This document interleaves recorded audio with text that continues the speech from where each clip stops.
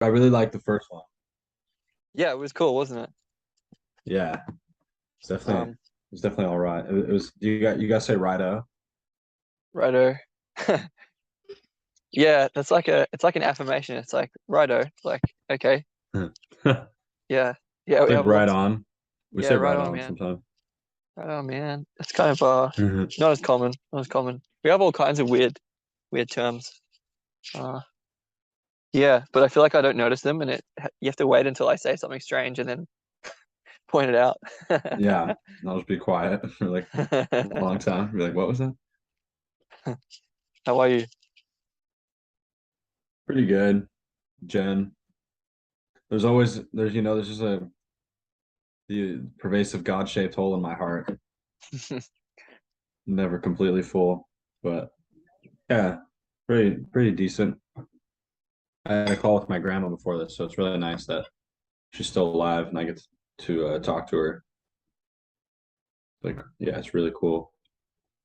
Yeah, I've just been into climbing recently. Like, been getting. It's only been a couple weeks, but I'm starting to get into it to a nice groove. Just saw Like this documentary called The Alpinist. I'd recommend it. Super uh, inspiring. the alpinist. Okay, write that down. When you say climbing, do you mean like rock climbing? Mm-hmm. I thought so. Well, and social climbing. All kinds of climbing. Yeah, I've been really into climbing. Well, I'm back at my parents' place again. Yeah, how was that trip? What's like, Um, I'll just oh, sweet. this is where I am. Right, oh, Right. sweet. Is that a Yeah. statue or a fountain or something? Oh yeah, yeah. There's an old fountain there. It doesn't work, Sweet. but it's very like Victorian era. Mm-hmm. You know, I don't know. I'm just pulling that out of nowhere, but seems accurate. Um, yeah, yeah. So I was on this camping trip and yeah, just took a few of my friends down to the river. That's at my parents' place. Three friends. Two of whom hadn't been before, so it was new for them. And it was a lot of fun. It was like very chill, very low key, and like um, I don't know, they were all super grateful, and it was really chill vibe. It was like when I was down there, I got this sense of because it's such a like secluded natural environment. Yeah. And it's like just kind of the start of spring, so it's a real really beautiful time to be down there. It's just kind of, I mean, other times of year are beautiful as well, but this time of year is particularly full of life and water in particular. It was really wet. Everything was like all the lagoons and rivers were totally full, and it just felt like something out of Jurassic Park. Oh Um, yeah. I got this sense when I was down there of connection to deep time, um, which actually is relevant to reality blind as well. I know Nate talks about that in one of the sections, and we can talk about that. But yeah, it was just this sense that like I could bring people there and be like, yeah, this is my land. You know, this is where it's mine. And it's like, no, like, uh, we're just like You're the land's humans. mayflies, like pass so quickly compared to the deep time that's just inherent in that natural scene. And like things had been going on there for, you know, millions of years, really, in roughly the same way. And will continue to do so long after we're gone.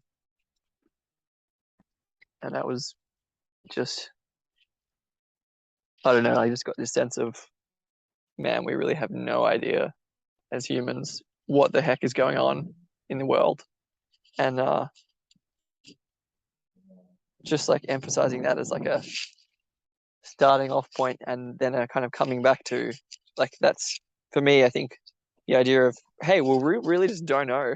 We don't know what's going on, and we're just trying to make the best of things, uh, Yeah.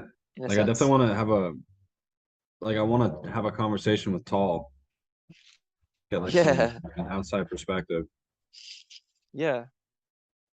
Um, it's a very interesting narrative device that he is using there. Um, It's it pretty really, cool.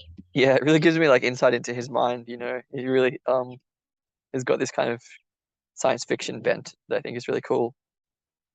Hmm.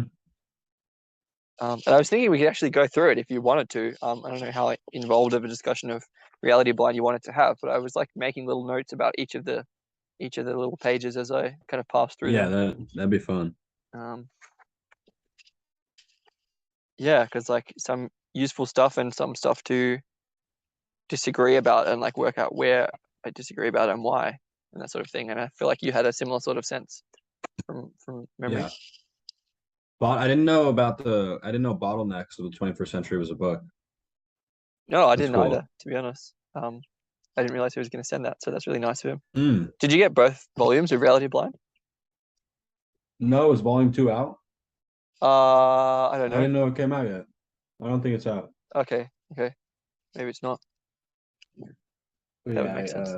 I just finished kind of recently. Yesterday actually, yeah.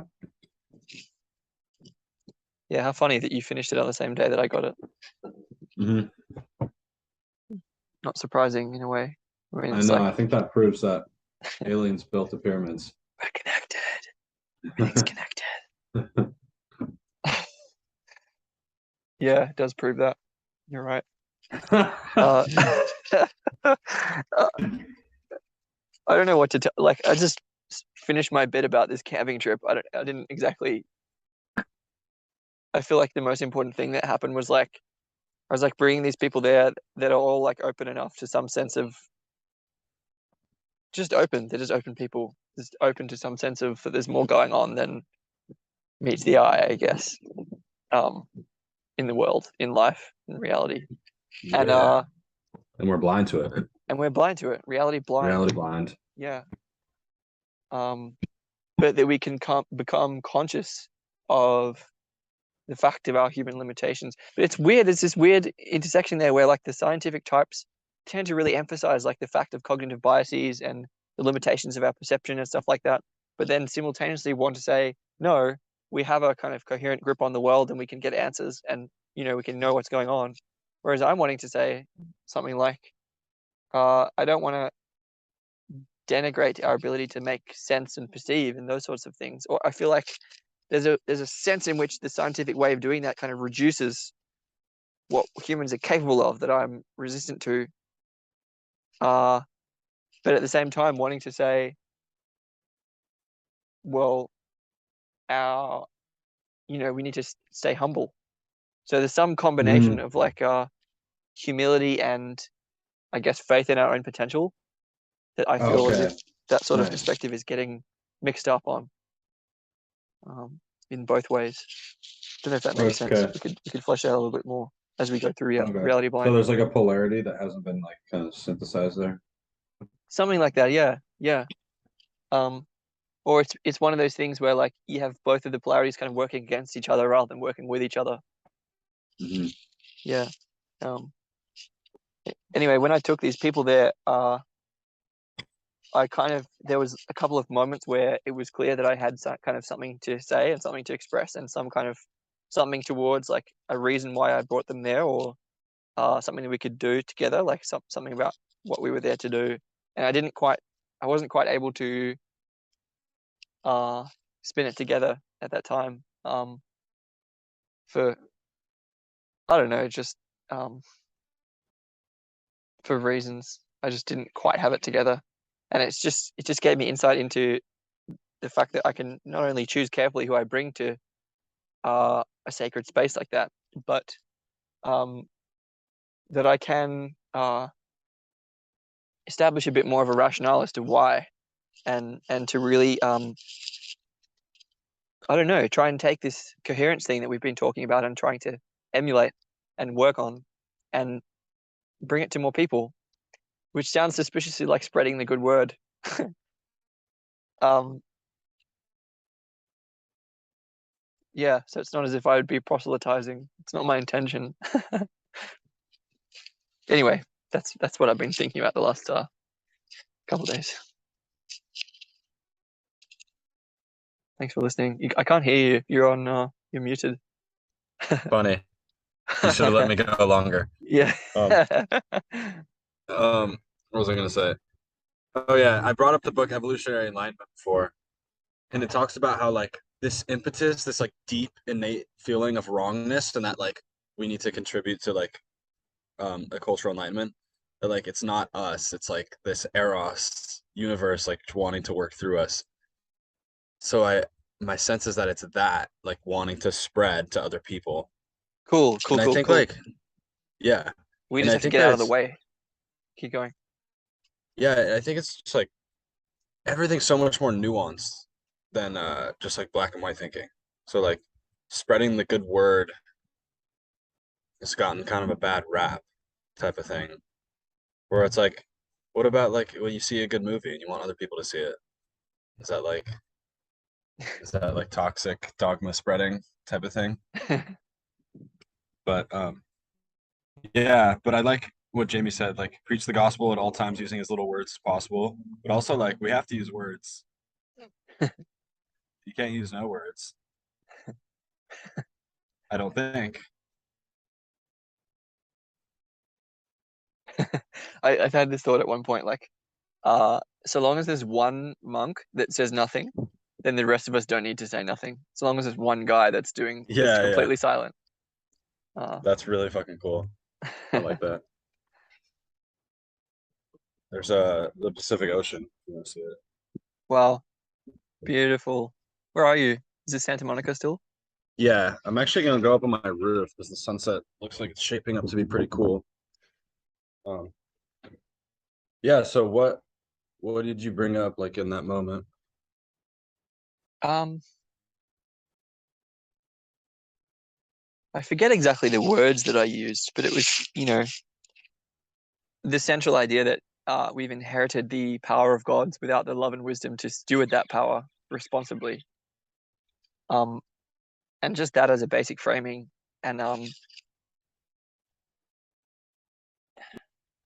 that I got across the central idea that um, when you consider, when you understand the necessity of considering all of our existential risk-related problems as a set of problems altogether, rather than as individual problems, and that the solution to that set looks fundamentally different than any solution to any one of those problems, um, then you can kind of slowly get towards the idea that a solution to all of those wicked existential problems at once might look something like innovation in the space of social technologies, innovation in the space of how people communicate, coordinate in particular.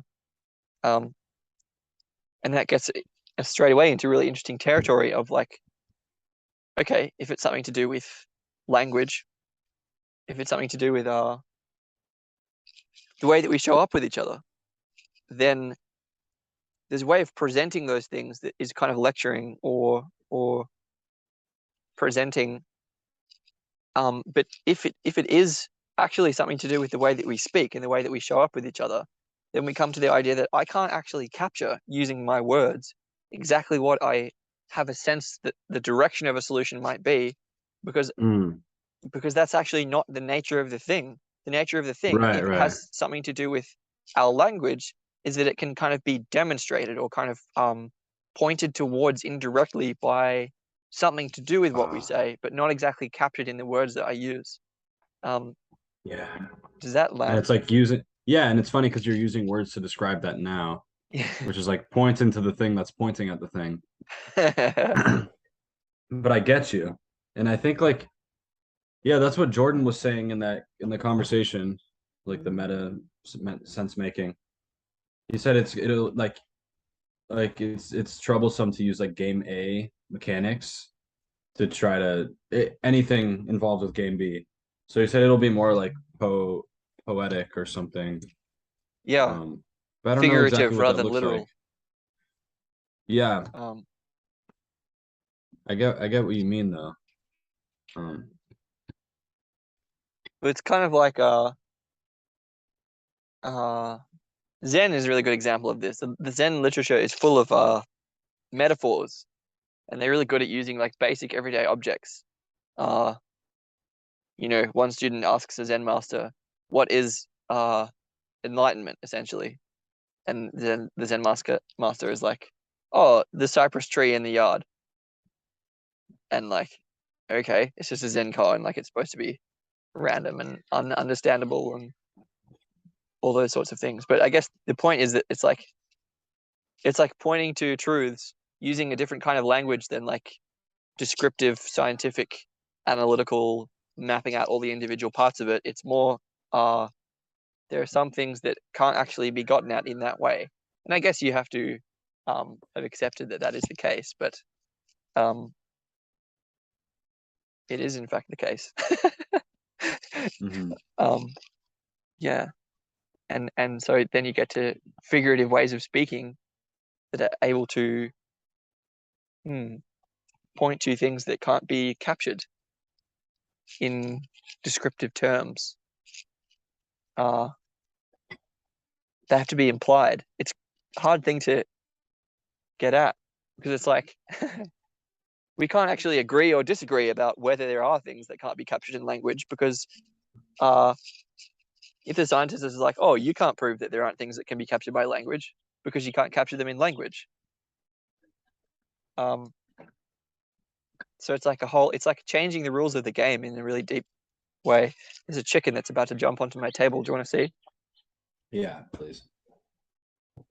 Oh, little rooster guy.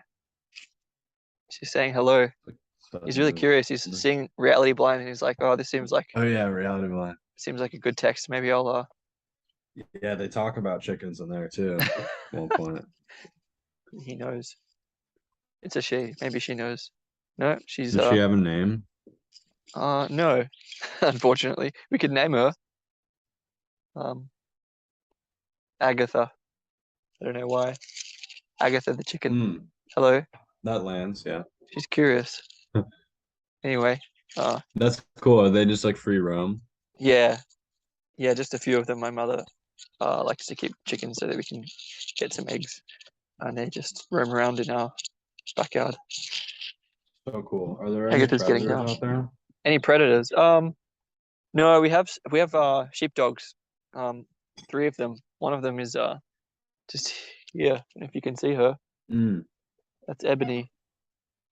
She's sitting there. She's walking along. Anyway, because of those sheepdogs, all the predators, which would be foxes, really, um, stay away.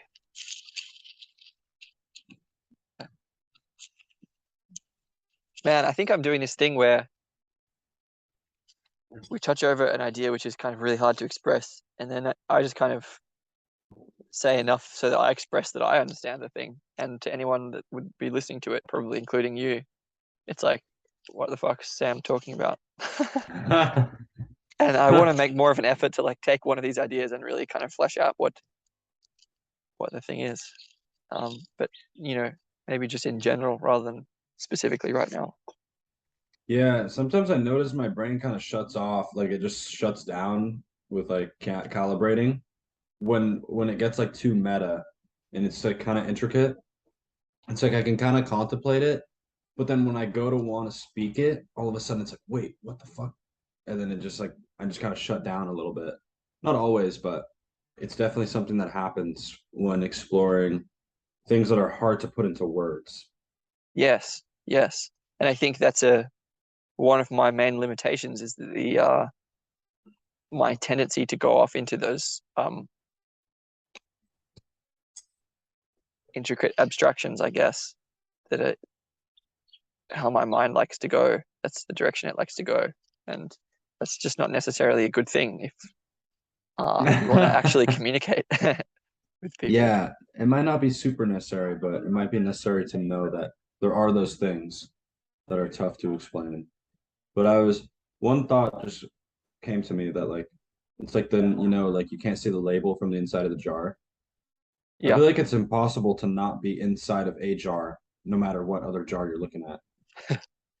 Like no matter what, even if you get out of this jar and you look at the label, you're still in another jar with a label on it that you can't see.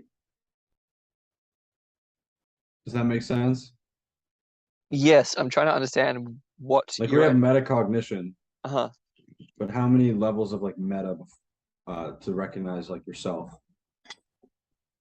Yeah, I think the reality is a simulation. People have this problem where, like, if you say that your cognitive biases prevent you from getting like a fundamentally accurate grasp of reality, you can kind of work to overcome them and maybe get a better grasp of reality. But uh, it's kind of like if you discover that reality is a simulation, then you've done it, you've worked it out. But then, like, is that not also a simulation? And so there's like simulations within simulations, and like no matter how much you work it out, it can kind of be a layering problem that you can't get out of, kind of thing.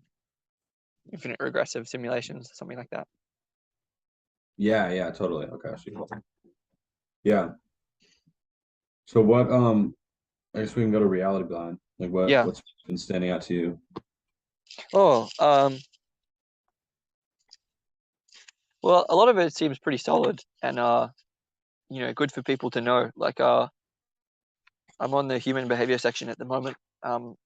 So, stuff like supernormal stimuli, um, and how we didn't need to like the power of evolutionary thinking, and how we didn't need to program in, our bodies didn't need to program in a sense of satiation because our environments made all the things that we really like really rare anyway. And that kind of predisposes us towards being towards addiction to a whole bunch of different things, and the role of dopamine in addiction and all that sort of stuff. I did work out something cool about sexual selection the other night from reading that section, so maybe I'll jump to that page 55 of Reality Blind.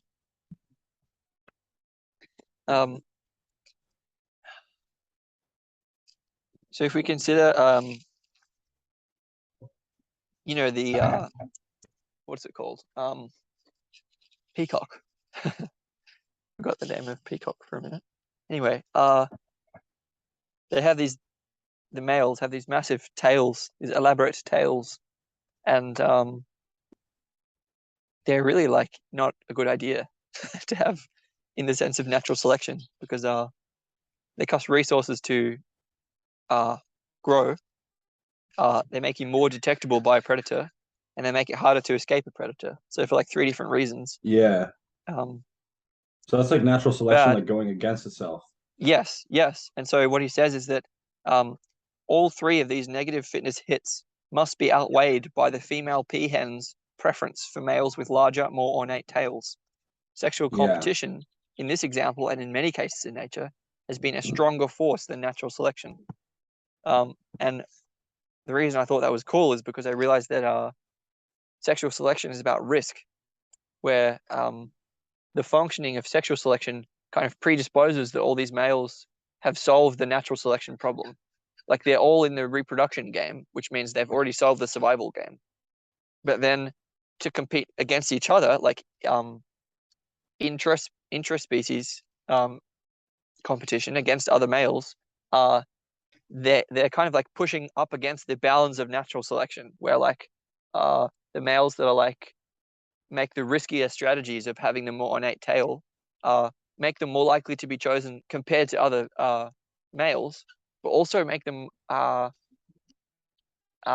potentially it's a riskier strategy in terms of natural selection. And so that made me think of I was linking that over to the humans in the sense that one of the questions I got interested in a couple of months ago was why does schizophrenia exist? Why was schizophrenia not selected out of the population? And the answer is something like creativity and traits associated with personality trait openness, like tendency towards divergent thinking and creative behavior, stuff like that. They make people more sexually attractive in general, more likely to be selected for in terms of mate choice, but also make people more predisposed towards schizophrenia, essentially. And so there's this trade-off there where like it's like cognitively riskier in terms of natural selection, I guess, but it gives you advantage in terms of sexual selection. Which is like a similar kind of idea. Anyway, I didn't mean to go on. I just hadn't understood that sexual selection is about risk before, but I just had that insight the other day. It was cool. Yeah, absolutely. And you're not going on at all. That was just like, getting your thought out. Awesome. in like pretty decent timing. Yeah, I think I like the human behavior section the best, probably overall. I guess just because I don't know, I find yeah, I find myself being most drawn to that aspect because I guess that's kind of upstream. But also I'm kind of it's more new to me understanding like how economy works Hmm. and the interplay between like culture, economy, and the environment. I'm definitely super into understanding that. Was there any is there any particular section that stood out to you that you would like to talk about? Um, right now in my head, I'm thinking kind of the role that dopamine plays, and it's Hmm. interesting. Uh, I guess just like zooming in on the like anticipation of reward, Hmm. like how that is the most like salient and attractive and addictive. I guess like why do we think that is? Like what does he say? And then let's like see if it makes sense.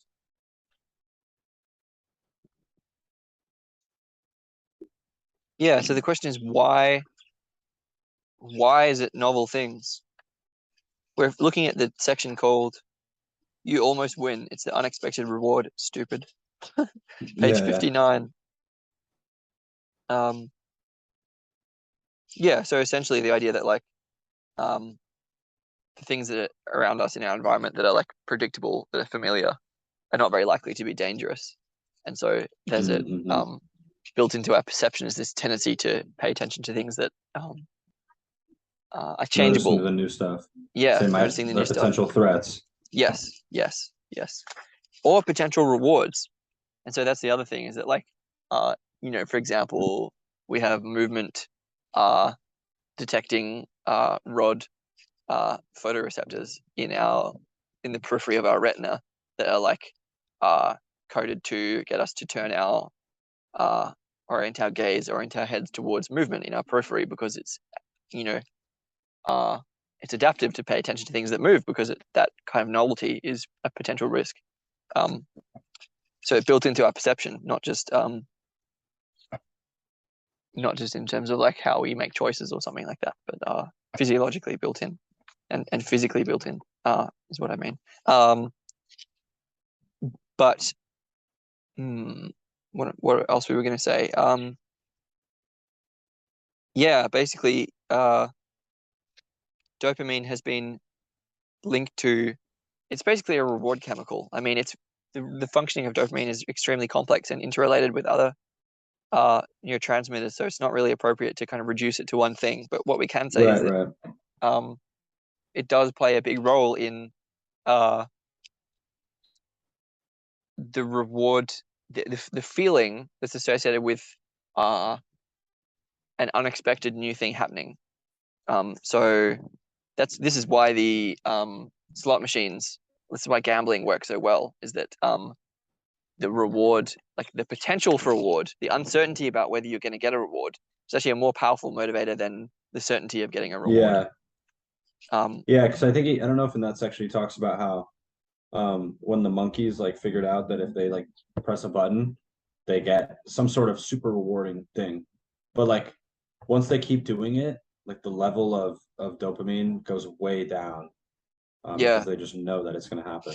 I've got that paragraph in front of me. I could read it if you like. Okay, yeah. Uh, a famous study involved thirsty monkeys who waited for a tone, followed by a squirt of fruit juice into their mouths. After a regimen of fixed, steady amounts of juice, the volume of juice was doubled without warning, which caused the rate of neuron firing to go from 3 per second to 80 per second. Whoa, where did that juice come from? It was tasty. But after several trials, and as this new magnitude of reward was habituated to, after hearing the familiar sound, the neuron firing rate returned to the baseline of 3 firings per second. The monkeys had gotten used to what was coming. It was the same amount of fruit juice as before, the double amount, but since double juice was now expected, it no longer caused the feel good brain release of dopamine. So that's essentially describing the psychological phenomenon habituation, which is a classic conditioning paradigm concept, where like, and they've done those sorts of studies in humans as well, and like you can play tone sequences, and it's the kind of unexpectedness of a variation on a tone which causes the feel good chemical to be released. And similarly, if something's not there and you're expecting it to be there, it's a similar kind of thing. What to say about all that? It's all about how our brain responds to novelty, and the kind of Yeah. long-term evolutionary advantages of attending to novelty, both in like a risk threat sensitivity point of view and a potential reward food opportunity or mating opportunity kind of thing point of view. And I guess the other idea is that like those that inbuilt stuff has been kind of hijacked by modern technology, and both in terms of phones are a great example of that. Like the notification, the randomness of when you get a notification and what it might be is really attractive to us. That's why we want to check our phones, because we kind Yeah. of But there's like an get inherent into the like feeling. there's a very like high percentage of disappointment that comes with like the unexpected, like what is it? And when you find out what it is, it's like disappointing because you like limbically hyped it up to be something Mm. that just wasn't like nearly as cool. But like, does he mention anything about the disappointment? He just mentions it. I mean, I think a lot of what he's doing in this book is not really giving answers as to why things are the way they are, but just saying, "Hey, this is a thing." Yeah, yeah. Um, hmm. Think about how our core brain responds to novelty in our modern world. If your smartphone announces an incoming email, a tiny hit of dopamine motivates you to see who it was from, but the actual reading of the email will often result in disappointment. If Yeah, you okay, order a that is. fantastic array of sushi and the waiter instead brings you a piece of bread, you'll have a plunge in dopamine levels that creates an immediate strong craving for sushi. It's this delta between expected reward and reality that underlies much of our modern behavioral reactions. Our current culture and technology are geared towards providing a steady smorgasbord of novel stimuli. Unfortunately, this perceptual stream of unexpected reward both leads to habituation and addiction, and as we'll see later, is currently very predicated on non-renewable resources. Yeah. Yeah, so like that's a big concept that I've been thinking of is which I was kind of talking about before. Like we don't want to even like preserve the system. Like we don't want to make it sustainable because mental health crisis. And I mean I guess well sustainable is the wrong word. I guess like Charles Eisenstein had a good question. Him and Daniel had a podcast like a couple of years ago. And he's like, even if we figured out how to like create bubbles like insulations in cities and we were surviving at the but like at the cost of like the world kind of shutting down and like all wildlife died and we were able to have like VR of like whatever we wanted. It's like, is that really what we want? Even if that's possible, like do we want to keep going down this route of like and whatever like and the Anthropocene of like conquering nature? Like I don't.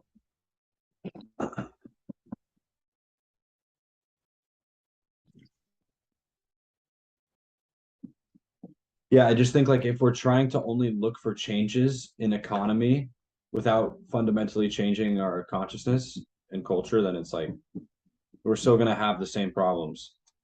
Yes. Yes.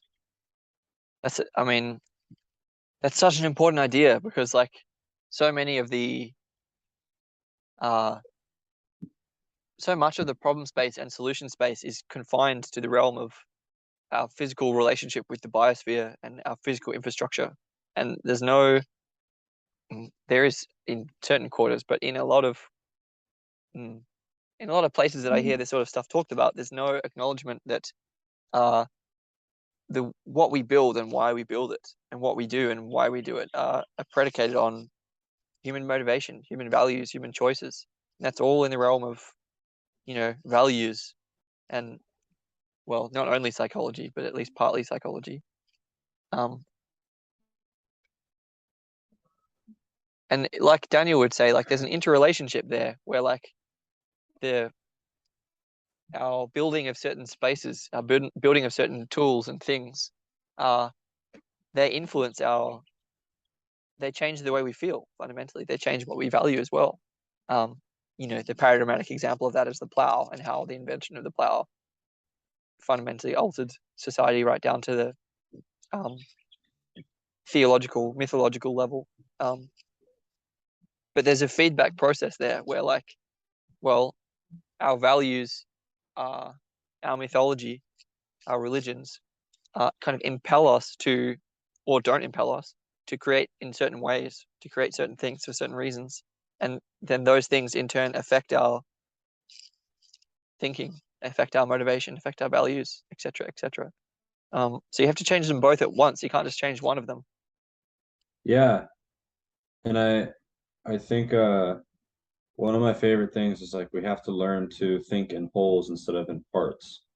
And then I go to the quote like, okay, you don't see things the way they are, you see things the way you are. So with the Einstein quote of like, it's an optical delusion to think that you're like a separate part um, of the universe that's filled with a bunch of separate other parts. Mm, So like if we actually become whole, then you start to see things the way you are. So now you're seeing in holes from like finding wholeness within yourself, you know? So mm, the inner change shifts your perception, changes the glasses that you wear. And mm, now you can start to like that perception is super upstream of how you're going to behave and interact with the world around you, you know? mm-hmm. So that's, I mean, it definitely, I think there needs to be some sort of revolution of love and wisdom that definitely involves like, and we've talked about this a bunch, but definitely involves some sort of like spiritual component. And I know the word spiritual has become kind of like, I don't know if convoluted is the right word, but like too many definitions. But I mean it in Mm, the way of that aspect that you can't really like the thing you can't really talk about. You can't see it, you can't hear it, but there's some element there of like why we live. It's kind of like the Dead Poet Society and Robin Williams. He's like, like engineering, like fuck, I forget all the other examples, but he's like, this is good to like sustain, but life and it's necessary. But then he's like, love, beauty, romance, poetry is like this is what we stay alive for. Like that's what all the other survival stuff is for. Um, and those things are super abstract. And that's what I would call like the spiritual aspect that like is inherently super meaningful. mm-hmm, mm-hmm. We can um get around the abstraction problem by focusing on the idea that it's not just like we're not talking about some new theological understanding. We're not talking about some new set of ideas that everyone has to agree on. We're talking about uh I guess a kind of widespread recognition of how important feeling something is compared to not feeling something. And so when we were talking earlier about like the feeling of wholeness versus the feeling of not wholeness, the feeling of there being some sort of lack. Um, Isolation, separation, lack, yeah. yeah. And so we can, just point straight to Nietzsche and say, it's the decline of traditional religions without the uh, without having spirituality of different kinds being kind of fill the place that the traditional religions have left. It has left this kind of experiential feeling of lack that existentialism is all about. Um, so it's not sort of something that everyone has to kind of agree on intellectually. It's uh, it's a feeling that people have to, get Yeah. one way or another, I guess. And I mean, it can be measured. Like Jamie says, enlightenment used to be like, I forget the word he used. He's like, what used to be like mystical is now just like neurophysiology. It's like Mm, you can look under the hood and like notice patterns of brain waves and like heart rhythms with people who appear to like what we experience subjectively as like enlightenment or mm, yeah, like experience someone else as and experience yourself as. There's like definitely biological markers to look for. that correlate with like experiences of oneness or like self-realization type of stuff. Mm. Yeah, it's like one thing I wrote. Oh, I love how Nate says like turning like gigatons of oil into microliters of dopamine. Mm. It's That is such cool. like it's such a we're such a species like in infancy. Yeah. But it's like how the fuck did like I wrote we have the intelligence and the resources.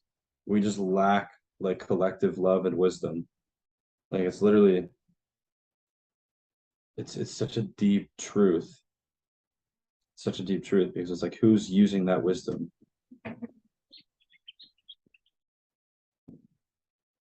Yeah, definitely Team Sapiens. Team Sapiens. Find the others, Team Human.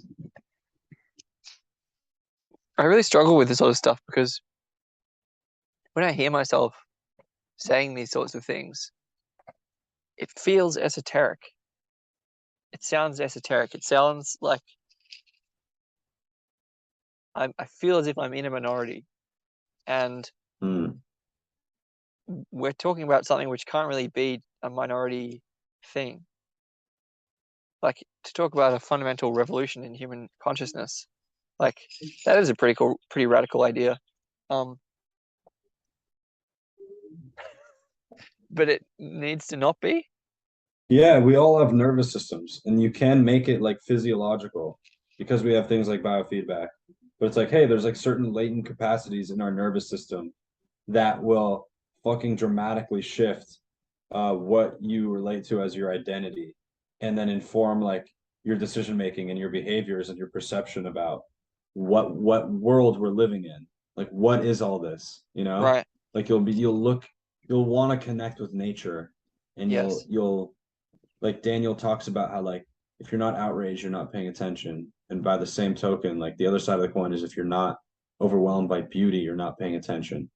It's like those are both like the consciousness of like an open heart, where it's like you have this empathy for something that is like you, like that you're a Yes. part of, you're part of the same whole. And you see that this disaster's happening, but then We you should. also see like the potential of what it could be Mm, and like wanting to drive it in that direction. mm, mm. Which is to say, again, that we're not talking about anything that is like if there's any if anyone listening to this or either of us has specific beliefs that we feel are not captured by what we're talking about, then that's kind of unintentional on our part and has to do with limitations of the language that we've learned to use to talk about this thing. Fundamentally, we're talking about uh, experiences, feelings, which are a kind of inheritance or a birthright of people just by virtue of being people, just by the fact of having a body. Your body has certain capacities uh, that we are rediscovering, and that are kind of Yeah. coming out back into the light of uh, well, more of a collective understanding rather than being protected in like the central core of uh, certain religious traditions, and are kind of being democratized and open sourced by science, by modern neuroscience. Um, Yeah. so we're not talking about, in this sense, beliefs that are esoteric and that have to be, spread to everyone. We're talking about a feeling which is latent, feelings, experiences which are latent within everyone and have either been uh, experienced or not experienced by individuals, and that the experiencing of them fundamentally changes one's perception of uh, who they are, the world that they're embedded in, and why they do the things that they do, all in ways which they regard as fundamentally good. Um, Yeah. Exactly. And we see this in studies on like psilocybin therapy and all those like MDMA therapy. Like they keep up with them and like personality markers of like openness and like altruism like they go up and they stay up. And these mm, people regard these experiences as like one of the top five most meaningful experiences um in their whole life. So it's yes. like that's when John Vervaeke talks about like a mystical experience and then becoming like a transformative experience. like Yes. higher states of consciousness versus altered states of consciousness. Yes. So definitely the aim is higher states.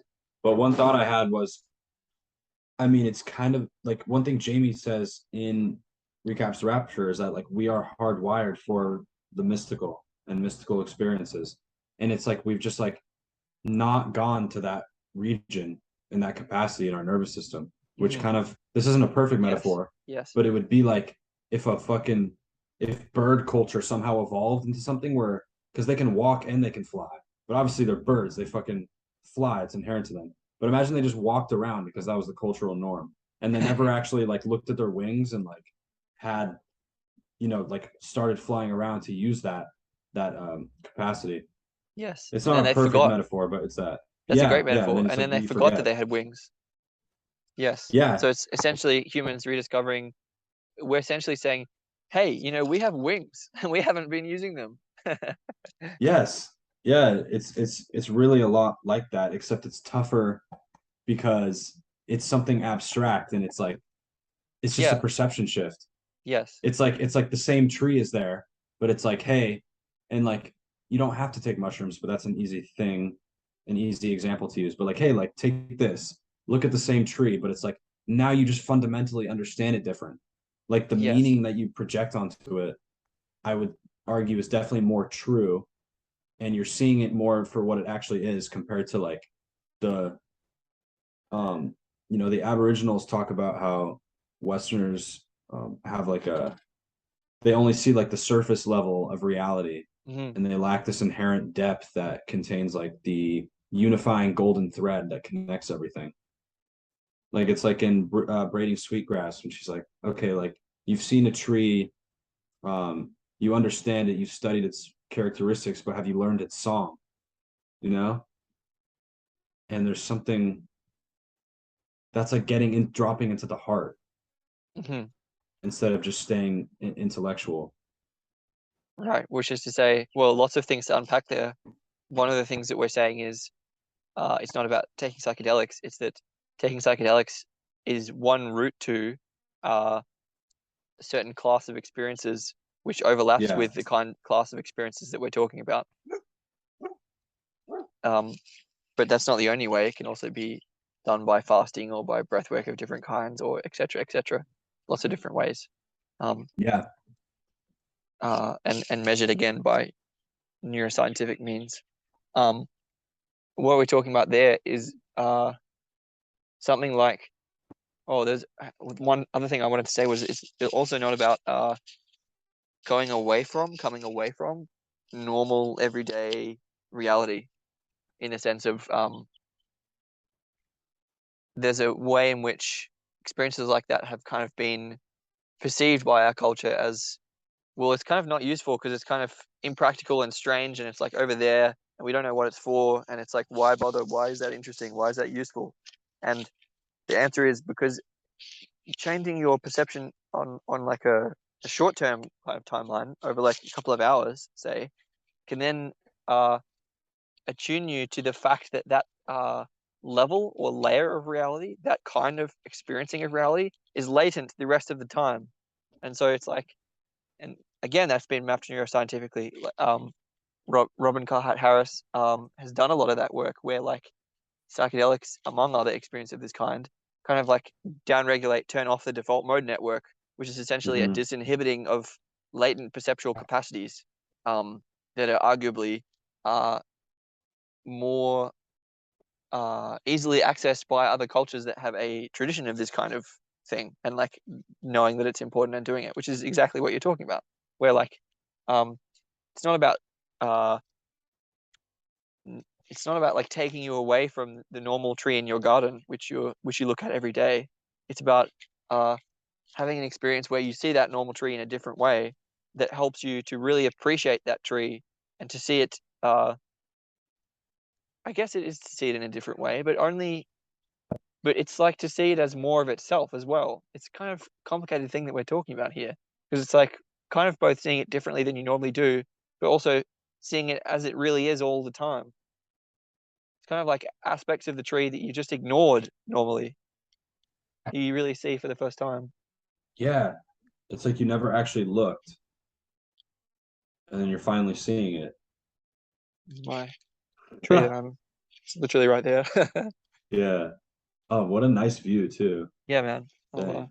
give you It's more really of a cool. chance. The other thing we were saying with in relation to braiding sweetgrass was that Hold on, wait, I'm uh gonna save that thought. Hold on, my sure. dad's knocking on the door. Be right back.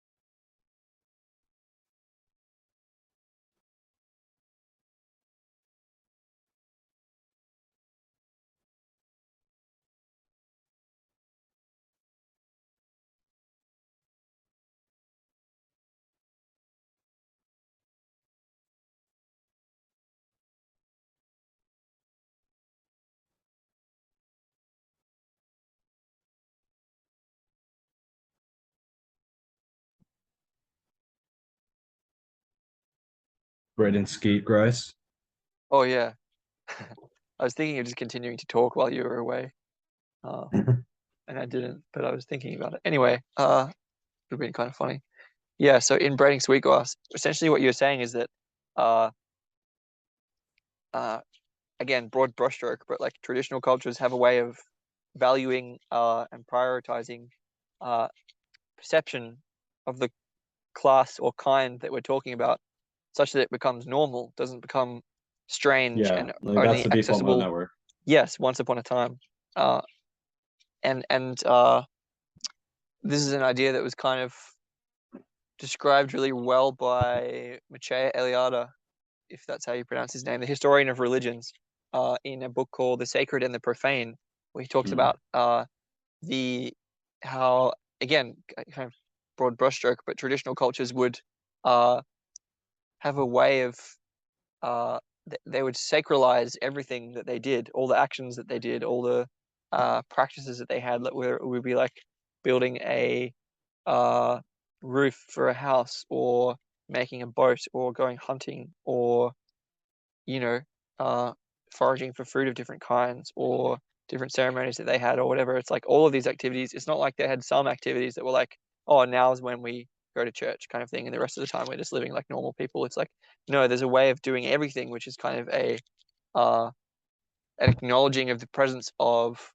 uh, the sacredness of everyday objects, which doesn't involve any particular metaphysical beliefs. Again, it's about we're talking here about attunement to different kinds of different. Well, I don't know exactly what we're talking about. Maybe you can say what we're talking about. Different perception of different. I don't. I hesitate to say levels of reality because it's not really. It's about Yeah, attuning to things that are already there all the time, the normal things that are just everyday objects around us, but attuning to them in a different way.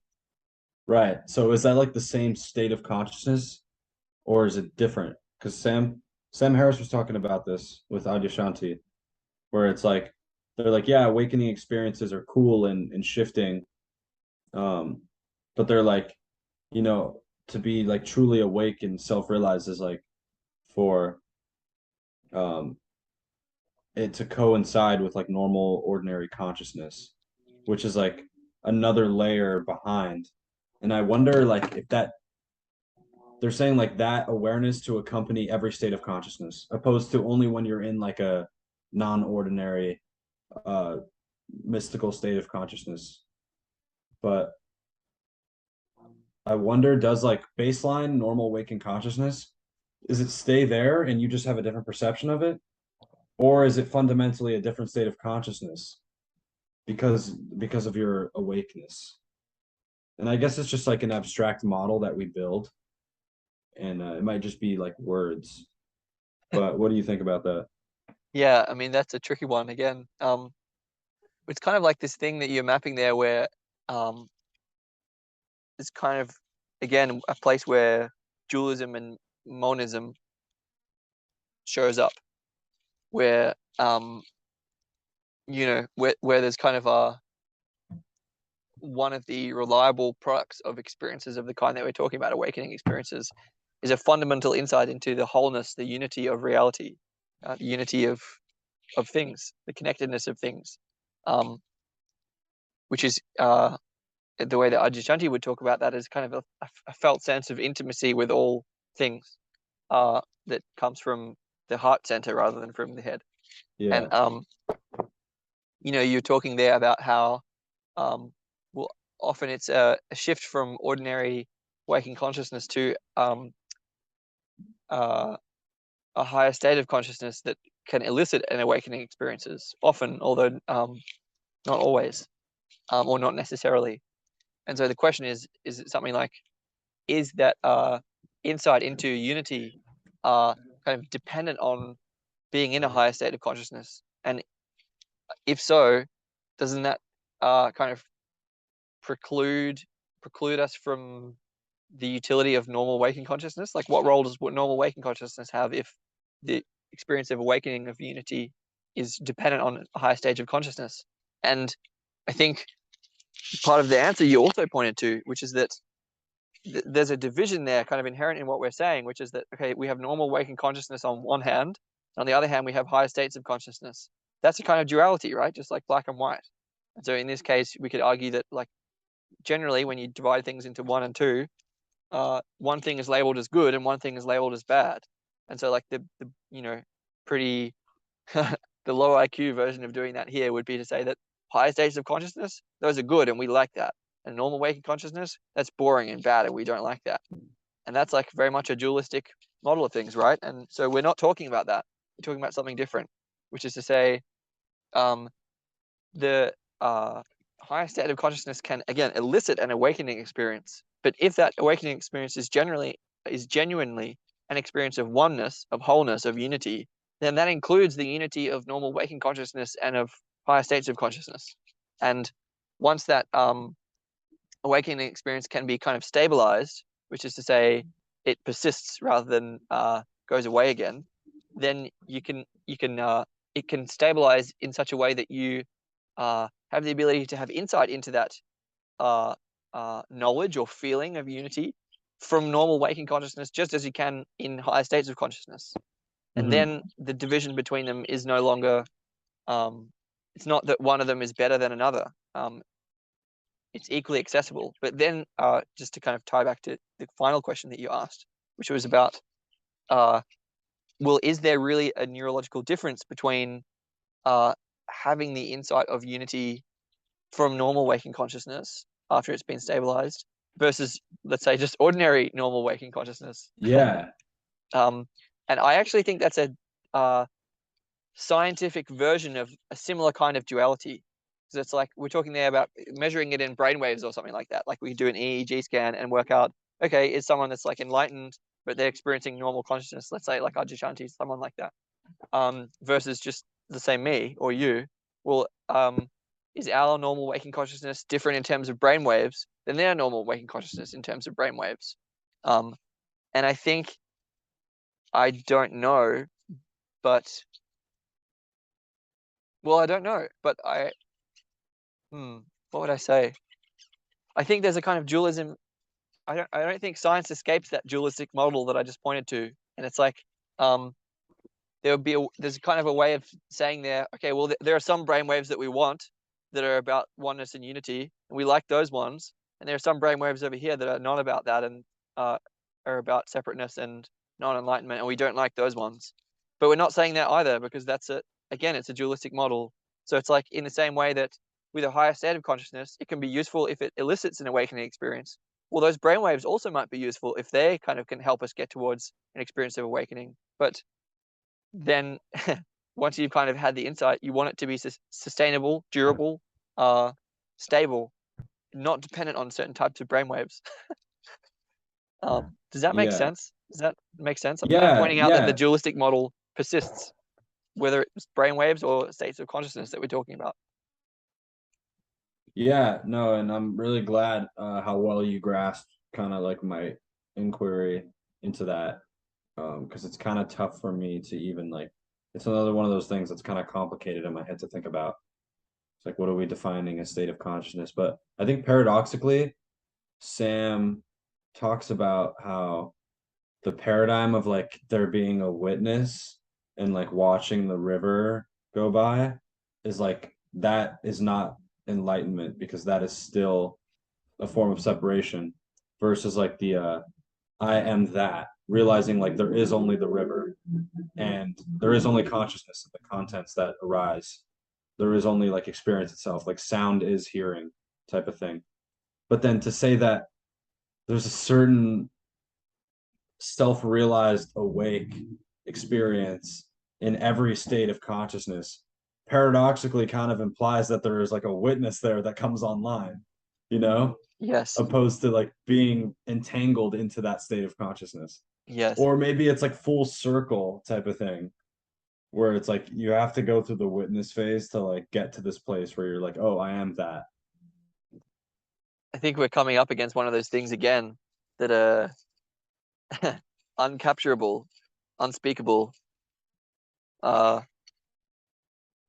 it's kind of like I don't know. There's an idea somewhere that dualism is inherent to language, and that by speaking about something, we have to split stuff into to create distinction, divisions to be able to talk. And so Yeah. we're kind of talking about it's like what is enlightenment in a sense. We're talking about that, and it's like well, again, we have to kind of presuppose certain things in order to talk about it. But and so the answer is like I don't know, and I haven't been able to understand it based on reading. And it's like maybe you can only know the answer to these sorts of questions by getting to the place. If That's there's a definitely, place I to would get to. 100% agree with that. Yeah. And then they're like, well, you're already there. It's like, what? Yeah, it's complicated because trying to get to the place isn't kosher. Yeah, but I when I was listening, I did feel like Sam and I this is just my intuitive sense. I haven't looked too much into Adyashanti, but I felt like he was really trying to stay within guidelines of being like rational because he was talking to Sam, and I feel like Sam they it seemed like they kind of downplayed the significance of awakening experiences. And I get their point was to say like that's awakening experience aren't the point. Like don't chase those. You want it to coincide with normal waking consciousness. It's like, yeah, I agree with that. But also these experiences are super powerful. And that is the shifting thing that makes someone go from separate self to afterwards, like their baseline changes. Or, you know, they have that sense of unity in normal waking consciousness. It coincides um, with normal waking consciousness like after that awakening experience.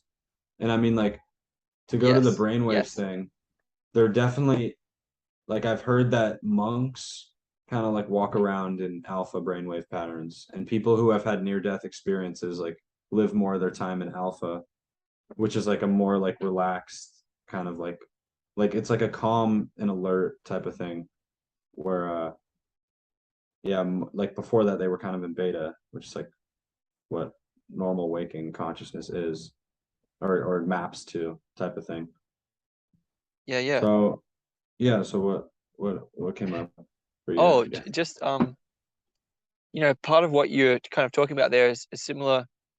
It's like what's the value of like initial awakening experiences when um after you've kind of had insights uh like that, you kind of realize that the fundamental insight of wholeness or unity means that there's nothing necessarily special about awakening experiences. And it's like, well, you want that oneness or experience of wholeness to persist regardless of whether you have, experiences of non-ordinary consciousness or not.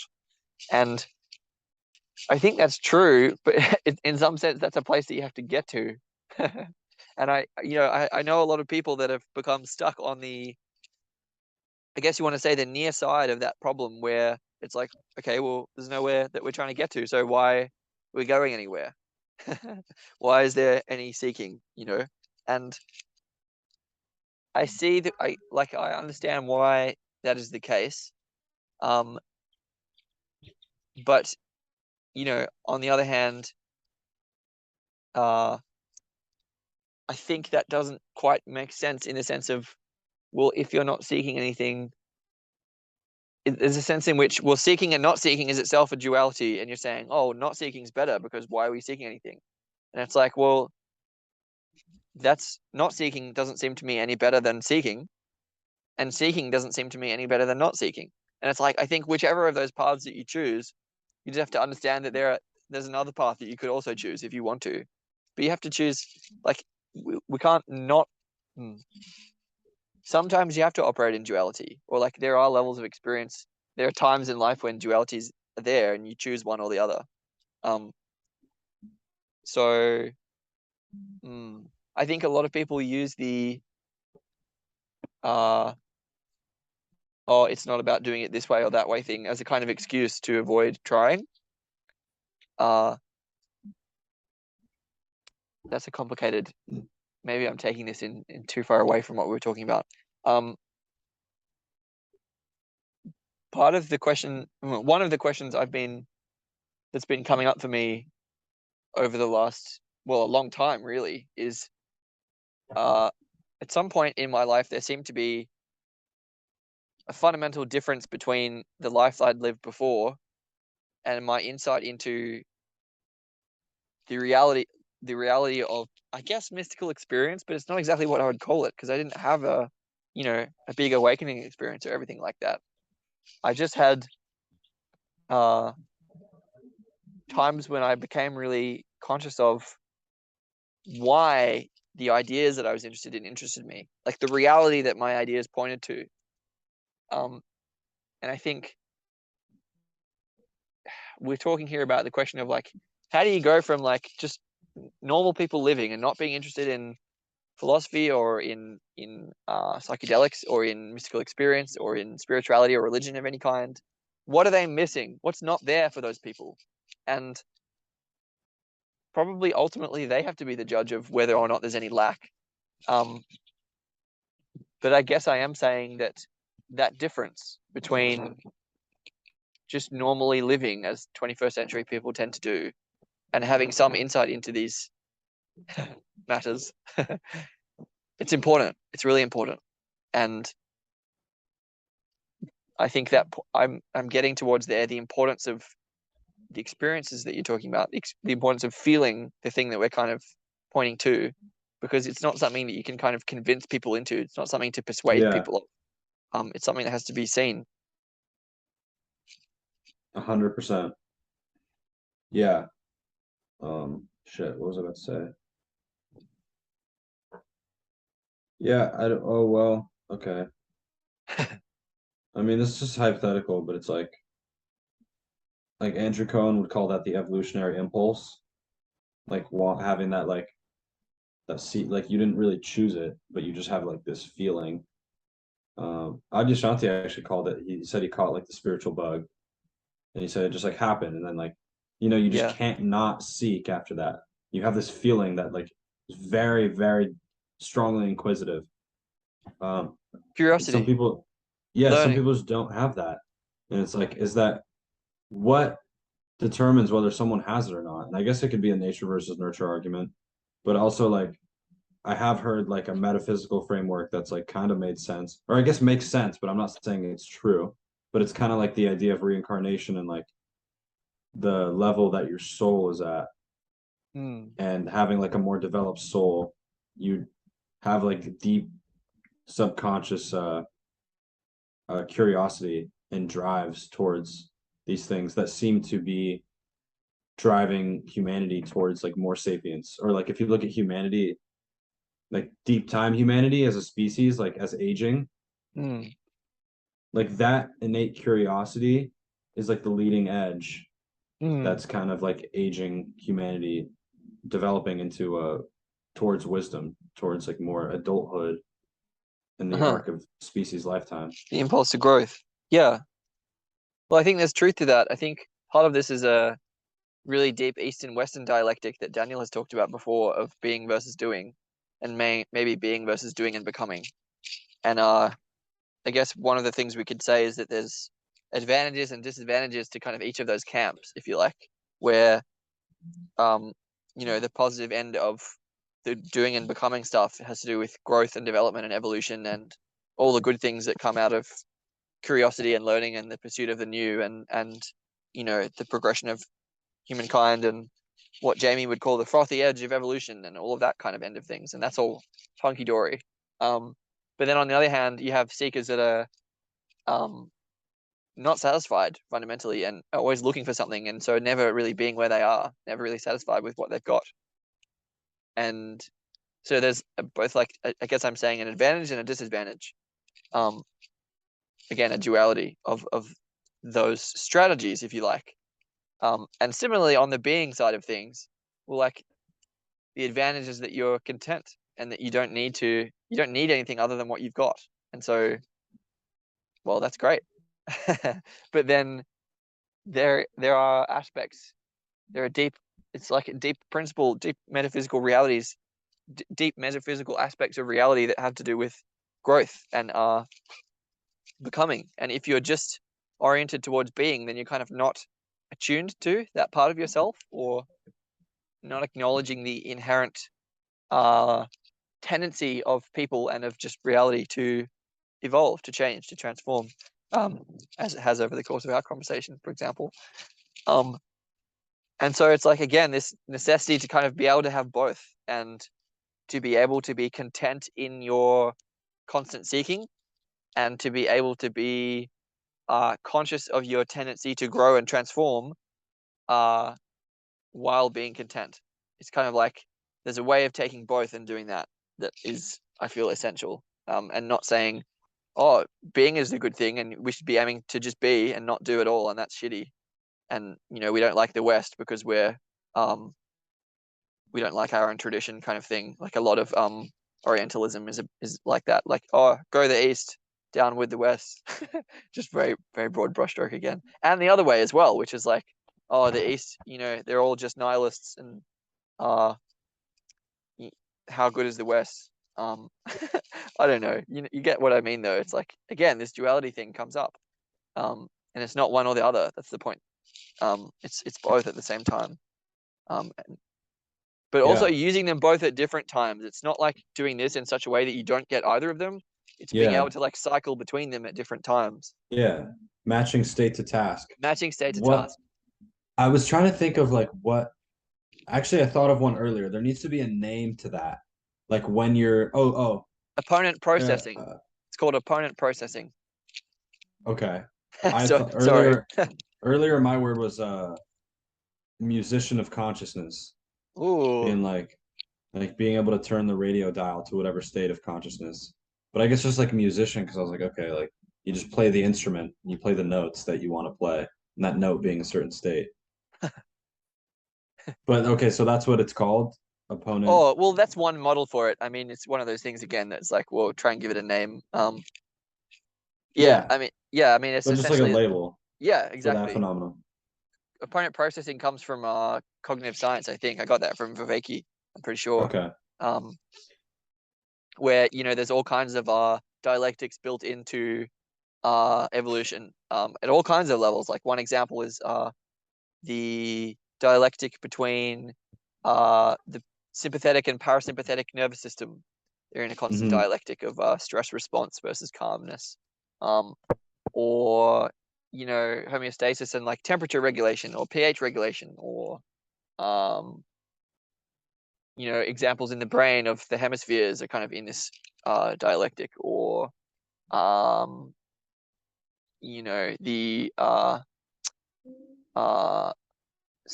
slow sensory processing versus fast sensory processing, where, like, reflex reactions and kind of thinking cognitively, logically about things are kind of, they operate like this, and you need both of them in order to survive. So it's like, I'm not just talking about Taoism. I'm not just adhering to a specific spiritual tradition. Dualism shows up in our bodies, in wherever we look, it shows up. And also, but it's this funny thing. It's like, well, I'm not saying that there's this ultimate reality of dualism, because you have to also leave space for monism, right? For an ultimate oneness, an ultimate unity, like we were saying before. And again, both of those things have to exist at the same time. You have to be able to hold dualisms and monism at the same time, and that itself is a kind of There's duality. a duality, yeah. Yeah. Um, Right. That was just a wonderful, beautiful concept, by the way. A great thing to explore. Um, were you finished, by the way? Just oh, want to make sure. no, I was just letting you compliment me. Yeah, you're just sitting I in the was just I sun. was happy to let You're you like, is he speak. gonna keep going? uh, That's hilarious. yeah, yeah. I'm done. Yeah, yeah. I mean, Okay, I'm sure I'll start saying more in a minute, but cool. Well, yeah, I was thinking like obviously like we can agree, I believe, I would assume that we can both agree that these are the types of conversations that more people need to be having and thinking about, and that we both want to somehow be a part of that because that's like meaningful and it's like furthering, like actually like manifesting and coming, like bringing these things to fruition, like some of the ideas that we're talking about. yes. And it's like before the thing itself, like the shift in a paradigm or a culture can come to fruition. One of the ideas that's a precursor is like more people talking about it, more people talking about these ideas, like growing the consciousness aimed at these types of ideas. Mhm. Um, so it's like, what do we do? Do we start like a rebel wisdom, like junior, like for kids? Like, Yeah.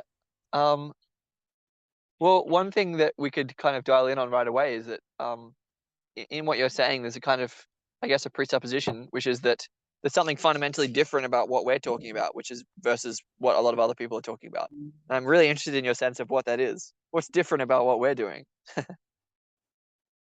um, let's see, I think like Might be a trick question. I'm not sure. I think that like there's a general sense of wrongness in the world, and we kind of more consciously feel it. And this is just one angle. There's many angles to look at to answer that question, but there's a general sense of wrongness, and there are the kind of numbing agent solutions that people go to that are toxic, like alcohol or drugs. It's like, Mm, oh, this shit sucks.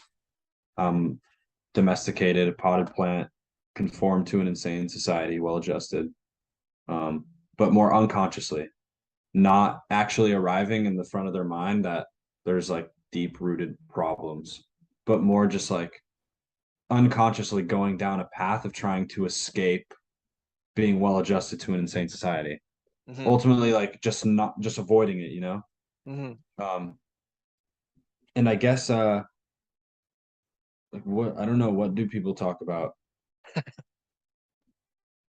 I don't know, like my coworker earlier was like he was talking about he was telling the other coworker about like how there was this situation where like with the cops and like they were worried that the cops were gonna catch them. And I was like, wait, what do you it reminded me of like being in high school and like being a stoner, like when I would smoke weed and like worry about the cops. At least these are like late 20s type of stuff. And they said they were doing graffiti. I'm like, oh, why? Why don't you just buy a canvas? And then he gave me like a funny answer. He's like, yeah, well, I'm providing jobs for people who are like gonna uh fix the graffiti and like paint over it. And I'm like, well, what's actually going on there? Like, my sense is that there's a baseline collective meaninglessness, and like you need that rush of like doing something sketchy or scandalous or like potentially that you get in trouble for. That there's some sort of rush there. It's like exciting, but I guess the concept I'm getting at is like far too many people go down a route of making poor investments in themselves and fundamentally like they're inseparable from the world around them, so they're making a poor investment in the world in reaction to this insane society versus having that sense of wrongness in the front of your mind being like, okay, what's actually going on here, and is there a brighter path? And that's kind of what we're talking about with like the whole like experience oneness and wholeness, mm. and then move from that place and like synthesize. hmm good answer. Okay, cool. Yeah, if I can try and get at some of what I'm hearing is that one thing I heard in what you were saying is that um we are coming from a place of feeling that there's something wrong, that there's something missing, there's something lacking about the way that people are living, something lacking about what people are up to, what they're talking about, what they're doing, and we could describe that as a pervasive sense of meaninglessness in the world. We could describe Meaning that as, crisis. yeah, the meaning crisis. We could talk about it as the meta crisis. I mean, lots of different things. There's something that's not quite right. There's something that we need to get fix. Something that's not okay. Something that we need to work on collectively and individually. And that's a really interesting starting place because, in a sense, that starting place is itself a starting place of lack, a starting Mm-hmm. place of that could be interpreted as not wholeness, right? So it could be someone could understand where we're coming from as, well, we feel as if there's a lack, and that fundamentally that has to do with a lack in us. Because again, if there's no distinction between us and the world, fundamentally, if that's just a Cartesian error, then that lack that we feel about how people are living, about how what the world is, that has to do with a lack that we feel in ourselves. So again, this gets complicated right away because it's like, well, why should we not just be addressing this lack within ourselves? And if we're really committed to kind of wholeness and unity and oneness, then shouldn't it be okay for everything to just be the way that it is? Yeah, that's another paradox. It's kind of funny. And so there's again this like part of the solution I think was pointed to by Daniel, where there's a way of coming from wholeness, but also be wanting to make the world a better place still, which is kind of the same as this dialectic between being and doing, which is you can come from a place of being, but also doing at the same time, or I don't know. I'm not sure. I'm not sure whether it's a thing of like we have to come from a place of wholeness and then work on making the world a better place, or whether there are some times in our lives when we feel as if everything's okay and it's okay that everything's not okay. And there are other times when we really do feel as if there's something lacking and we need to act to fix it. Um, So yeah, yeah, all of these dualities keep making me giggle there's a lot of them. because it's Um, not like there's something different about what we're talking about, right? We're saying, oh, people need to have more conversations like this. as well, it's like we're born into a cancerous superorganism that we're just like a part of. And it's like we know how malleable we are and we come soft wired to be able to adapt to the culture. And but yet the nature part of us, the nature part of us, dude, there's a higher dimensional being right there. He's attracted to my transcendent Buddha laughter. Let's yeah, this is the only option. But yet there's a part of us that's nature that just like how we have the Paleolithic emotions that drive us to get hooked on hypernormal stimuli, we also have that nature component that carries like that produces the sense of wrongness because we originally had the sense of kind of like oneness, I think I'm not certain, but I would say before like we're born into the cancer superorganism, but at some point that superorganism became cancerous, right? It wasn't always that way. So I'm saying before that, like if we carry the coding of thousands and thousands of generations, the coding of that unity must be in us somewhere, causing Yeah, us to feel that something's wrong. yeah. Yeah, That's so a model of the fall. There's some yeah, it is. original It is state kind of of like a grace. fall from grace. Yeah, I Yeah. noticed that, and I don't know if I because what came into my mind was like dawn of everything, Mm. and also how there are cycles, and Daniel touched on this in Third Attractor, but like clearly there's cycles of humanity. Um, and then there's a bunch of kind of esoteric stories of like Atlantis and like different civilizations before that have gone to like very peak states of complexity and wealth and all that stuff, and then they just crash, and it's like there's a starting from new almost. But I like the model of like an upward spiral. It's like you come back to like starting new, but you're actually like at a greater level somehow. Yeah, which is kind of you're coming back to the same place, but it's also different. Yeah, it's like And a there's hero's some journey. yeah. Like you're back to the ordinary world, but you're changed. So I guess it's like, how do we make this the age of remembrance? And yeah, I mean that's it's a question.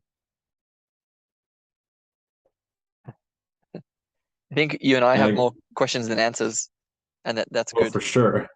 Yeah, no, it's good. And like the more answers we get, uh there's like an exponential ratio of like for every it's not exactly this, but like for every five answers you get, like there's 20 more questions.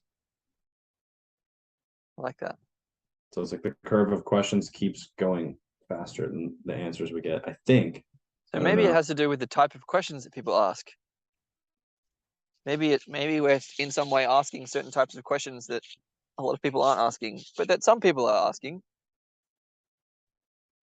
And so, There's yeah, but it kind of gets just like um saturated into like mainstream like gobbledygook a little bit, where everyone's like, yeah, like mental health matters. And it's kind of like which is I true, don't but know the also not word. enough. Yeah, I don't know the words to it yet, but it's like, no, we need like a fundamental shift in like how we relate to the world. Yes. Like it's yeah, that's just what symptom, like people responding to a symptom of the meta crisis instead of like the root, the underlying driver. Yeah. So it's like, I don't know, like what would be inspiring? Because like obviously I love having these conversations, and I'm completely, well, I wouldn't say I'm completely satisfied because of I want more in terms of like expanding it, because like part of what we're talking about that's so cool is that like, hey, like let's do something about it. So it's like that's uh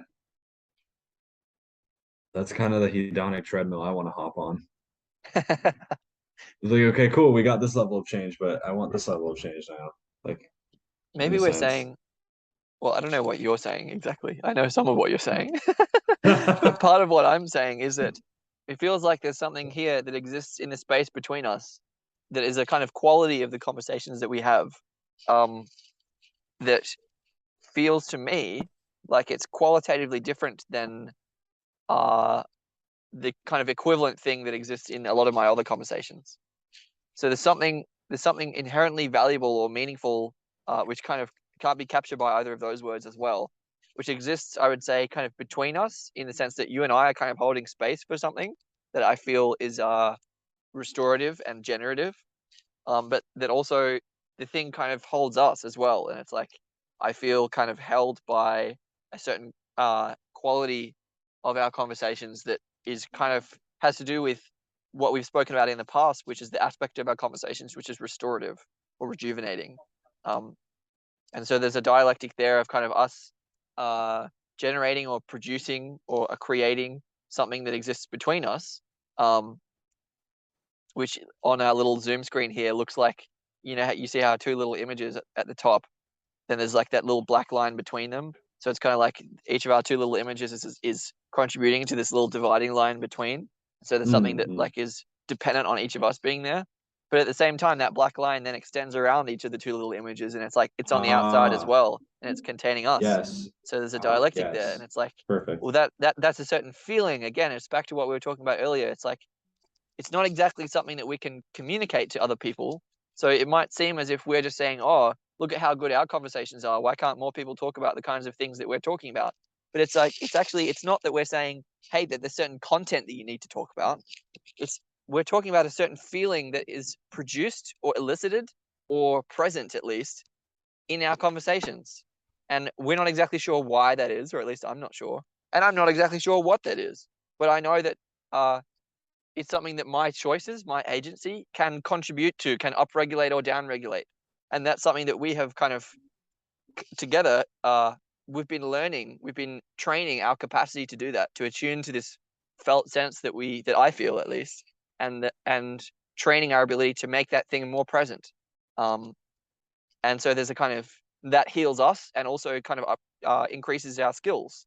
Uh, um, and so it's not something that people can get to via listening to a podcast, by listening to a video, because fundamentally it's something to participate in, which is a very different kind of experiencing. It's something to contribute to. It's something that our words can kind of get at again, but not fully capture. But the participatory element of it is really fundamental and essential. What of any of that tracks or lands?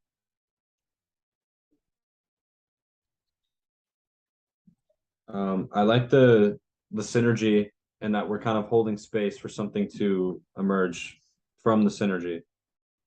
Um, like the speak when spoken through type of thing.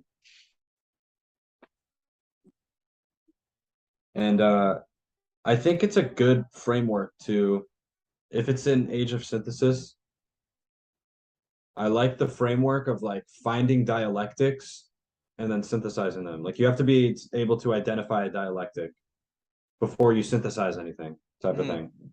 Um, so I like that being in the framework of how you ask questions or how you look at the world.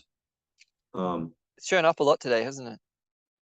Yeah, definitely. And the last Zoom call too, where there was kind of that the dialectic of all dialectics, which was like the duality versus unity. Yeah, I guess it's true, and I feel it, and yeah, it's not like any specific thing. It's more of like an underlying fundamental um consciousness or something that is like just a new meta, a new stem, a new like fundamental level of consciousness. So it's like you can be like in the world of medicine, you can be in any sector, but if you're operating on this old level of consciousness, then you do it a certain way. So it's like I guess that's like shifting the fundamental level of consciousness from which all the systems stem out of. If I can, well, a couple of things. One of them is in the sense of age of synthesis. Um, we are talking about something which is kind of fundamentally new, which hasn't been done before, which is kind of something more than just harkening back to some kind of archaic revival, but something genuinely new, which acknowledges the features of our psychology that are different since then and features of our society that are different since then. So something genuinely new, some kind of genuine innovation. But also at the same time, I feel like there's a framing which is we're kind of realizing or remembering amnesis of something which has already been here, something which has been present in our conversation between us or surrounding us, kind of like the force, all the time. It's been here the whole time, and now we're just kind of noticing it and attuning to it. And so there's a way in which that's kind of not something new. It's kind of, again, a remembering. And that itself is a dialectic. We're kind of getting back to something that we've forgotten and also making some kind of genuine innovation. And it's actually both of those things, again, at the same time. Yeah. Um, at least that's one of my senses of things. But I also wanted to use one of the strategies, which is kind of like to kind of point to trends in the conversation and see what we can pull out of them and kind of just notice what's been going on. And I feel like there was a point in our conversation earlier where we were trying to work out, um, we were trying to say, hey, well, there's something about our conversations, and we want to kind of be able to export that to other people and say, we want people to have more conversations like this, and we want more people to have conversations like this. And so, and then we were trying to work out exactly what it is. And you gave a lot of really great framings as to like for mental health reasons and for like civilization sustainability reasons and for like I don't know, all the reasons that you gave. They were like really good reasons. And there was a sense in which I kind of rejected all of that. And I was like, no, there's nothing special about it. Or I was kind of I was like doing this thing of like moving beyond any of the specific framings to say uh, something else or like something that's not dependent on any specific framing. And I think, well, I felt as if in our conversation, there was this sense of, uh, I didn't quite receive any of the contributions that you were making at that time, which have to do with like the shared content that we have in our background, the shared learning that we have that often allows us to connect. So I feel like a lot of the kind of contributions that you were making, I was trying to get to a place which was kind of beyond any specific thing that people need to talk about. But in so doing, I didn't quite receive the things that you were contributing. And that I feel like was reflected in uh, our respective body language because I kind of got excited and started laughing a whole bunch and kind of moved into this being quite here and like contributing a lot. And then you kind of moved back in your body language and were like, you kind of said the pieces that felt present to you, but then I'd kind of, in a sense, pointed out ways in which any specific framing is not enough. And I felt like you were kind of left in this place of, oh, well, okay, well, now what? And and I feel those dynamics and what of any of that lands and feels true to you and uh in what way do you think pointing that stuff out is helpful, if at all? Yeah, it's just a lot. It's because I'm definitely tracking, but then it's like shit. Like that's a lot to hold and digest. Maybe I should go for Um, smaller segments. no, it's good though, because like yeah, it's good. And I don't know if I have a critique. But I guess like it is a skill to like track specifically what like that the piece you just said.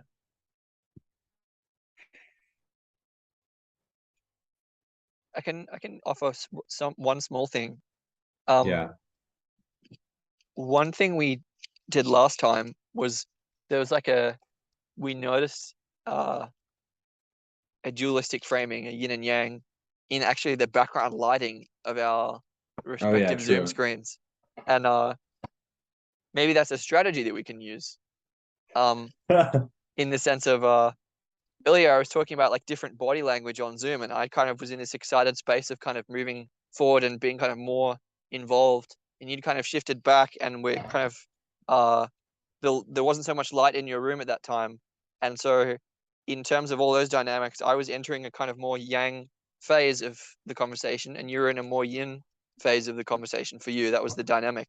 And now I feel like the strategy that I used by trying to point to all of those dynamics that were going on, I'm in a sense trying to pull you back towards the thing and have me step back a little bit.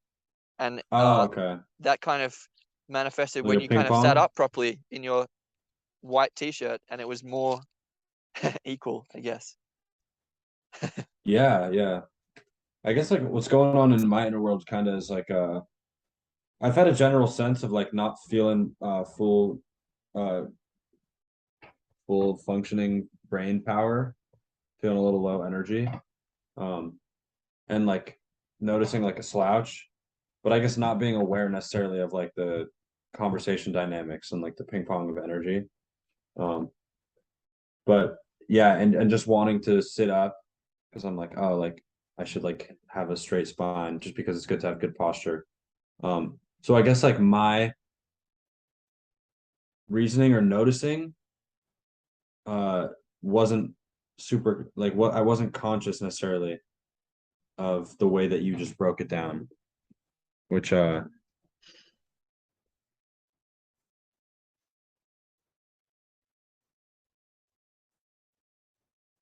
don't know. I guess I feel like you're more sharp right now. You seem Mm. sharp, and I feel a little like banana brain. So I just want you to be able to kind of, I guess, like filter the things that I'm Mm. saying, Uh-huh. which like I like you saying, you mentioning that like the framework, like, how did you word it again? Like all the concept I was bringing up, Yeah. you like Well, kind of turn, yeah. Well, we were talking about what is it about this kind of conversation that we want to bring to other people? And a lot of the answers that you were giving were like specific um facts about our world that we're living in, a pervasive sense of meaninglessness in life, pervasive addiction, to all kinds of things. yeah, like Uh, different ways to respond to the current um cancerous superorganism, like being born into it. yes, yes. So like different aspects of the pathology of the 21st century world. So variations on the theme of something's wrong in the world.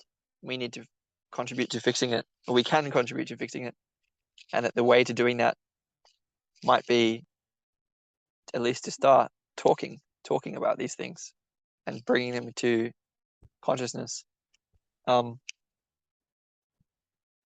One interesting thing, I mean, okay, maybe I should say, is that kind of what you're getting at? Yeah, yeah, definitely. Yeah, okay. Well, one of the things that we can observe here is that like, um,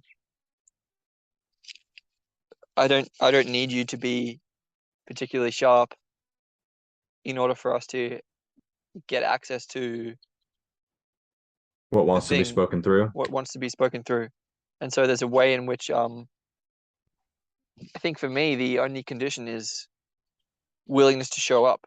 And so it's like Mm. that we're here talking, even if we're both in banana brain mode, or even if there's a energy imbalance, those things can be um, managed, or like they can actually contribute and be meaningful to like things that we notice about our conversation. And I wouldn't say I've done that perfectly today. Like I think um, I could have been more attuned to where you were at and kind of calibrated myself better. Um, but that's a learning. And sometimes it's okay for one of us to speak more. And sometimes it's okay for, like, there's nothing wrong with your banana brain, as you put Right, right, right. it. And I guess that kind of begs the question, like, where is it that we're heading to from all this? Because there's like value from, as long as we show up, there is value to be manifested or extracted.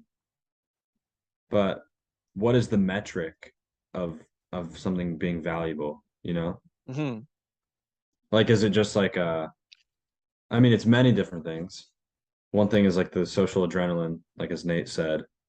Um, and kind of you said it's kind of like healing and like uh recalibrating, reorienting. But then also I feel like what I was bringing up earlier, like a Rebel Wisdom Junior, it's like my it's a it's a kind of like a not actually selfish, but selfish in the sense that oh, there's someone behind you. Is that should I keep Yeah. talking? No, yeah, Okay. keep going. It's all right. Okay. Like I personally want more meaning and more inspiration and more Mm. connection and community. And I feel like that all comes with the and I mentioned like hedonic treadmill earlier. I I should have called it a virtuous treadmill. Um, but I think that's something that wants to be spoken through me is like how do we take steps or create a project or do something that could directly influence others to explore these types of things, or at least like my theory is that there's a lot of people who are already asking these questions, but maybe just need to connect to a mini superorganism and like form a mini superorganism, like get all the different like circuits in place and online, like puzzle pieces together. And then once that happens, then we can get the collective intelligence. Um, so yeah, I guess I'm just wondering like how do we take steps in that direction? Mm.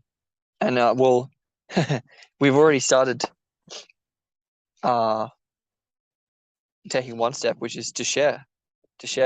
So by recording and by True. putting this somewhere in the future, then we, in theory, uh, provide access, at least in a small way. I mean, people have to find it, but um, I hear what you're saying in the sense of, well, if there is genuinely something that we feel that we have here that's worth preserving and also emphasizing, upregulating, exacerbating about a quality of our relationships, say, quality of our conversations. Well, we'd like other people to have access to this thing that we're talking about if it's so significant, right? And so like how to do that. And like one thing that we're noticing is like it's great, but it's just you and I that are here. It's just us at the moment, and might be good for you and I, but it could be kind of exponentially more useful if more nodes were added to our network Yeah. of two. Yes. And that feels true to me. And so, one thing we're doing is one thing we're kind of committed to is being able to bring other people into this space and to share our space with them, and like for the space to be changed and shaped by the presence of other people, which is not just kind of absorbing other people into our amoeba, but it's a different thing. The way I've expressed this before is that like there's a kind of a central guiding principle, like we were talking about before, between you and I, but the same thing, the equivalent thing is of a group of three people, like you and I and someone else, that would be a fundamentally different thing, not just the thing that's between you and I that's different because of the other person. It's like it's not just a small difference. It's like a fundamental difference. It feels to me. Yeah, that's where I've gotten Yeah. to. Sharing is a good way forward, but I also think like, at least for me, for you and I to practice this is feels to me inherently fruitful. And I hear what you're saying about uh wanting to be able to include more people and bring more people in. Um, and I think that's worth doing. But I also feel strongly as if I want to keep being able to talk to just you because there's something that we can preserve about what we have as well, and that does Yes. get harder with more people. And so it's not something that either of us have mastered yet at all. Um, and so there's there's utility here in us practicing. We're practicing something. Uh, yeah, we're practicing something. Yeah, that tracks. And I like that. And I also like I would say that it's just a preserving this and also more.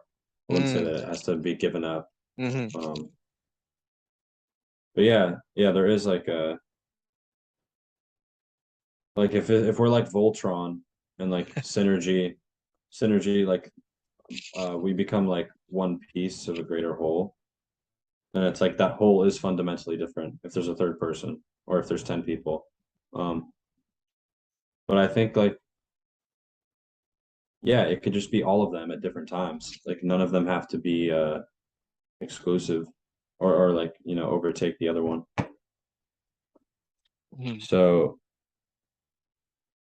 yeah, I think I'm gonna go rock climbing before they close. What time do you have to watch your thing? Oh, in an hour, but I think this feels like a good time to me. Feels like we Yeah. have come to a natural stopping point, and I think this was among the most valuable of our conversations. Actually, I can see why there are ways in which that's kind of not the case, and we just kind of rambled for a while. But I feel like there's a really interesting dynamic, which is like the first half hour of the conversation is kind of in fits and starts as we kind of get up a bit of flow, and then Yeah, yeah. we talk about just about reality blind for a little while, and just have me ramble about sexual selection for a while or whatever else, and it's kind of like, oh, what's so special about any of this? And then it evolves. Yeah. And then we find a niche, we find like an opening, and it's like the Sam Harris thing of states of consciousness. And then it's like, okay, let's both hop in this vehicle and just like ride it and see where it takes us. Um, Yeah, so it's cool. It's fun, and that's the practice, right? It's like Yeah, attuning to each other, that was and why then I like yeah, yeah. and then finding like the right vehicle that will take us to the direction that is valuable by our metric, given the circumstances that or dynamic that we're in before that. Hmm. Hmm. Or I guess one thing I could add finally is the question of the metric is I'm not sure I know what the metric is, or maybe the metric is in a kind of internal discernment. Uh, yeah. So it's just kind of like Ah, directing towards something and away from something and can't be captured by words again, maybe. But I don't yeah, want to over yeah. rely on that. Don't want to over rely on the unspeakable. Uh, anyway, I was going to say, yeah, the reason I repeated the we're practicing something thing, that felt really truthy to me because it felt like that's a perfect way of summarizing our whole conversation today. Um, and all of them, all the rest of them as well. But I feel like today in particular, it's like we really practiced today the thing, and that felt really valuable. Like the idea of like being able to take us both into a certain space, even when uh you are not feeling as energetic and are feeling some sense of lack, as you put it, or emptiness, I guess. Um, I guess I wanted to say I hadn't kind of acknowledged that part of how you're feeling yet, and I guess I'm sorry to hear that. And Mm. I'm gonna try and do a better a job of attuning in the future because, like, I think there were ways in which we showed how that's kind of it works anyway. And you don't need to be, thinking in a certain way or feeling in a certain way in order for this to be effective. But Mm. still valuable for me to tune to you, for God's sake. Yeah, And beautiful. yeah, I hope you feel okay. And I hope you didn't feel as if I left any of the material that you were contributing just kind of on the floor. That No, wasn't my no, no, intention. definitely. Actually, like one thought that is like pretty repetitive throughout is like you're very like good listener, and I really value your ability to like understand and like explicitly like, or maybe it's not fully explicit, but like in what you say back to me, it's very clear that you understood what I said, and that's something that I'm trying to get better at. Vice versa, for sure. Yeah, and Um, each of us is a work in progress, and I guess you could summarize that as rule omega or something like rule omega. That's something that we're yeah, practicing yeah, too. yeah, 100%. And this kind of the practicing thing, like it kind of feels like it ties back to what you said in the beginning about um like wanting to be able to talk about this stuff to other people or like share it. So like maybe that's part of what we're practicing. Wait, can you say that again? What we're practicing wanting to share it with other people? Is that? No, no, no, like whatever it is we're practicing, Mm, it could help us communicate the thing better to other yes, people, yes, yes, to yes.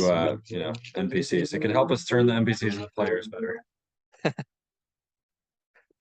Yeah, cool. That's a good So I place. think yeah, that is a good place. All right. Well, namaste. Namaste. I will stop the recording. Uh, goodbye, recording.